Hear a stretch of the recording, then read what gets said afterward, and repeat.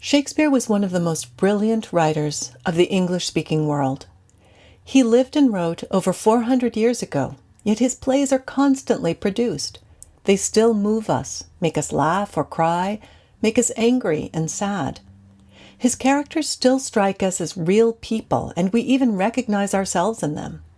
It's not the stories themselves that work this magic. In fact, Shakespeare borrowed the plots of all of his stories from existing works, even Romeo and Juliet. It's how Shakespeare tells these stories that makes them immortal. He understands human nature and brings the characters to life with subtle detail. He understands his audiences and gives us all the action, humor, and passion we could wish for. And he uses some sophisticated techniques in the writing itself. Sometimes, though, it's these very techniques that can make him seem so complicated to read. Remember that Shakespeare wrote his plays to be performed. He never ever envisioned that they would be read 400 years later, let alone during his own lifetime. If you've seen Shakespeare performed or have a chance to, it's extraordinary how easy it is to understand all the language that seems so mystifying when we read it. And yet, we're going to be reading Romeo and Juliet. So here are some keys to the bard's playcraft, or writing techniques, to help you understand and decipher his works. Let's begin with the backbone of all of Shakespeare's writing, the poetic rhythm which he consistently uses, iambic pentameter. When we talk about poetic forms, and let's not forget that Shakespeare wrote in a poetic form, we use certain terminology.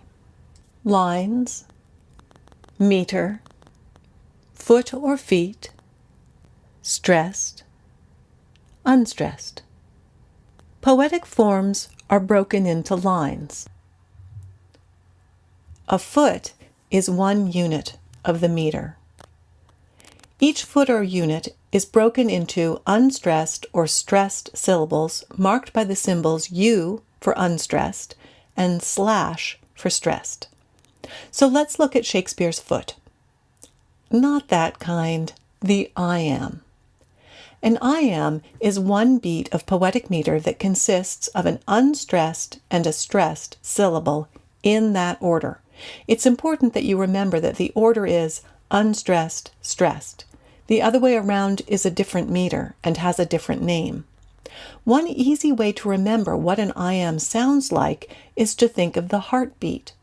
It is, fittingly, the rhythm of the heartbeat that is most like the rhythm of the iamb.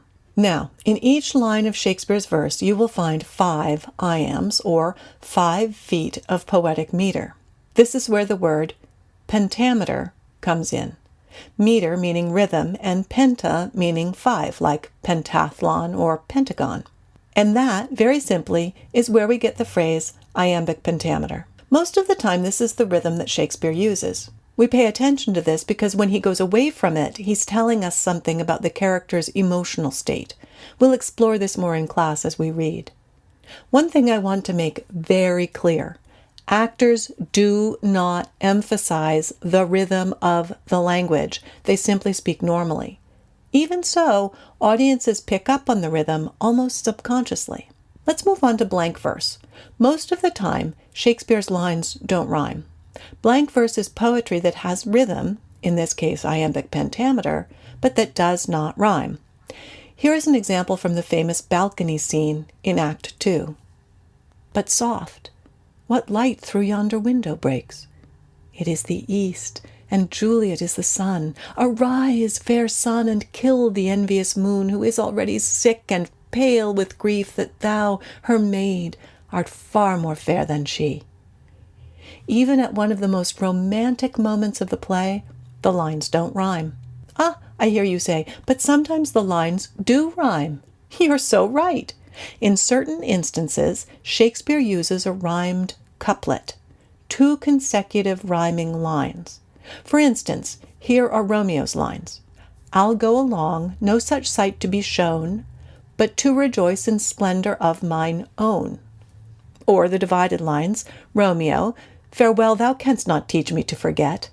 Benvolio, I'll pay that doctrine, or else die in debt. Both of these examples come at the end of a scene. One use for rhymed couplets is to mark the end of a scene or an act. Remember, there was no electricity in Shakespeare's day, so no way to dim the lights or to have a blackout showing the end of an act. Shakespeare and his contemporary playwrights had to indicate scene or act ends using rhymed couplets. Another use for rhymed couplets is to draw our attention to a moment so that we will remember it for one reason or another. Early in the play, Juliet obediently tells her mother, "I'll look to like, if looking liking move. But no more deep will I endart mine eye than your consent gives strength to make it fly." In Romeo and Juliet, Shakespeare uses rhymed couplets for another distinctive reason, but we'll discover that as we go along. Another technique Shakespeare uses to draw the audience's attention or to shake us up a bit is to use prose. Prose is just straightforward writing, like in a novel or an essay. It has no intentional rhythm. You can tell if text is in prose because the lines begin at the left margin and go all the way over to the right margin. Shakespeare uses prose for his characters' dialogue, usually during a comic scene in the midst of a tragedy, or when a character is lower class, for example, a servant. In this passage, even though it's out of context, you can tell it's intended to be a comic moment because it's in prose. Benvolio says, "Here comes Romeo, here comes Romeo." Mercutio, without his roe, like a dried herring, "Oh, flesh, flesh, how art thou fishified?" Let's talk word order. Shakespeare often reverses natural word order because he wants to lead with the most important fact. This can be very confusing for a modern reading audience. Let's take a look at this significant statement from Lord Montague, Romeo's father. "Away from light steals home my heavy son." To figure out what Lord Montague is saying, we need to first get the sentence into a natural word order. What's the subject of the sentence? My heavy son. What's the verb? Steals. And the rest of the predicate? Home away from light. So the sentence normally would be, my heavy son steals home away from light. Now we have to decode the imagery. Heavy, in this case, doesn't mean that Romeo is overweight, but that he is sad. His heart is heavy. Steals home. Okay, not baseball. Steals means sneaks. He sneaks home. When? Away from light. In other words, as the sun rises.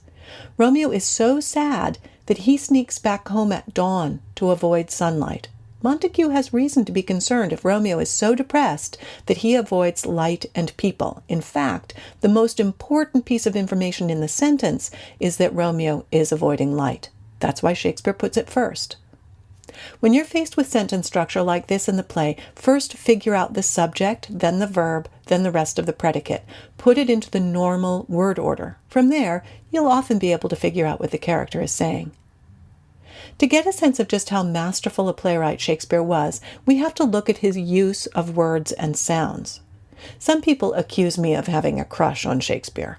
I wouldn't go that far, but I certainly have a very healthy respect for the way the man was able to use language. Shakespeare chose specific words to create a mood or to evoke a feeling. Look at this passage. My bounty is as boundless as the sea.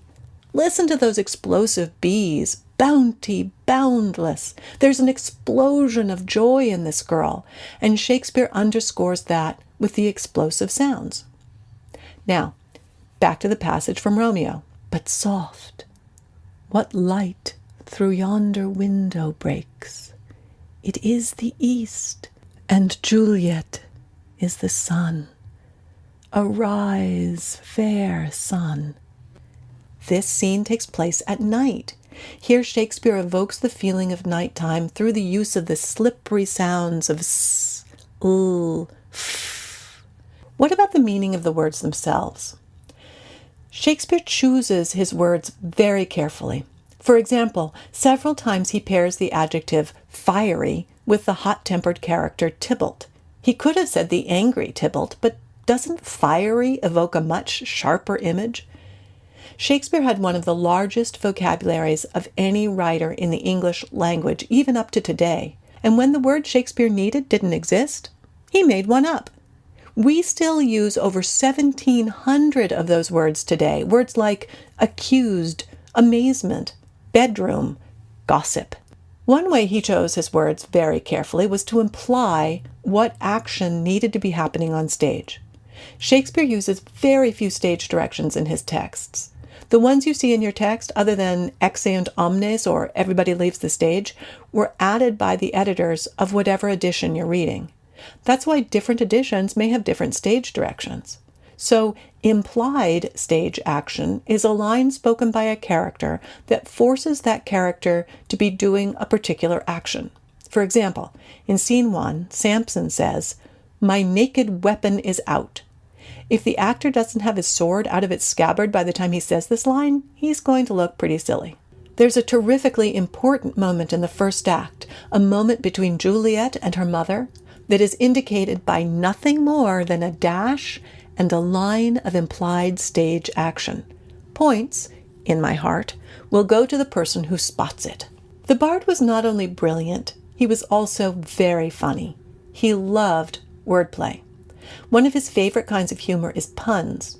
You know, or you can ask our punmeister, that puns are jokes which use the fact that two words sound alike but have different meanings. The first scene in Romeo and Juliet is loaded with puns. He also uses a lot of allusions, or references to something known, without explicitly mentioning or defining it. Look for allusions to mythology and the Bible throughout R&J.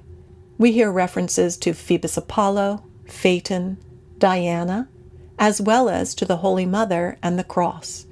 Keep your eyes open.